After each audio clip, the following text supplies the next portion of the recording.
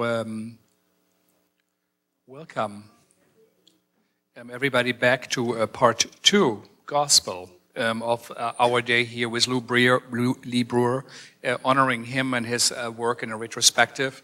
As he pointed out, it is only half of what that exists on film and video. It was put together for the first time, so we thank again everybody. Eric also was involved. And now I welcome Bob Telson, who will give a short introduction to the upcoming films. The Siegel Center, British Academia and Professional Theatre, International and American Theatre, and I think the work of the Mabou Mines truly reflects. This is one of the great American companies touring the world. And not only is this a major body of work, it also has its own handwriting, as they call it in the art world, the time of Michelangelo, manierism. It comes from il mano, from the hand, so you could recognize. And this is what a great artist is. You see, yeah, that looks like a Picasso, this looks like a Bob Wilson, this looks like a Breuer, and I think he has that. So it's a true honor for us to have Lee here with us, so thank you for everybody who is here to make it happen. And I would like to ask Bob to say a few words to it. And again, this is Lee Breuer, who is here with us in case you don't know and haven't seen him. So thank you. Thank you very much for having me here. So this is a pleasure to watch these again here. I met Lee, I think it was in 1978. I went to see a preview performance of Prelude to Death in Venice and loved it. And afterwards I went up to him and I said, "You probably don't remember me," because I had played in Philip Glass's group in the early 70s, and of course Phil had been one of the creators of Mabou Mines as well.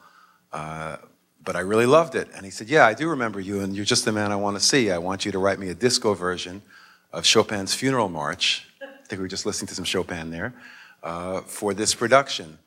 And so I wrote a song called Dying to Be Dancing with the 4-on-the-floor disco beat and all that. And it became part of his production. And within a year was number 6 in the Billboard charts, covered by some disco group. So in as much as that play of Lee's won, I think, the Obie Award for Best American Play, and I was near the top of the Billboard disco charts, we figured we had found a fertile field to work in and covering a lot of ground. Anyway, the first real piece that I collaborated with him on was Sister Susie Cinema the next year. It was a beautiful poem that Lee had written, and I set out to musicalize it. He had the idea that it would be a doo-wop opera sung by 5 black doo-wop singers on a jet wing. And we did it at the Public Theater. It was an interesting introduction to working with Lee, because I would write the songs and he would say, "But you've trashed my poetry." And then he would change it, and I said, "Yes, but there's no way that could be convincingly sung by a black doo-wop singer." So we found a way of working back and forth until we found lyrics that both had the beauty of Lee's poetry, but also were good to sing. And we used the same technique for Gospel at Colonus, adapting the poetry of Sophocles.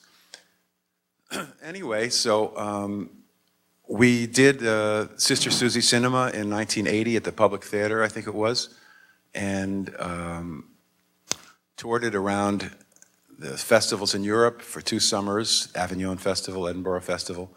And inasmuch as Sister Susie Cinema was only a half an hour long, we needed to stretch out the evening, and Lee had come up with the idea of adapting Sophocles' Oedipus at Colonus into a piece of musical theater.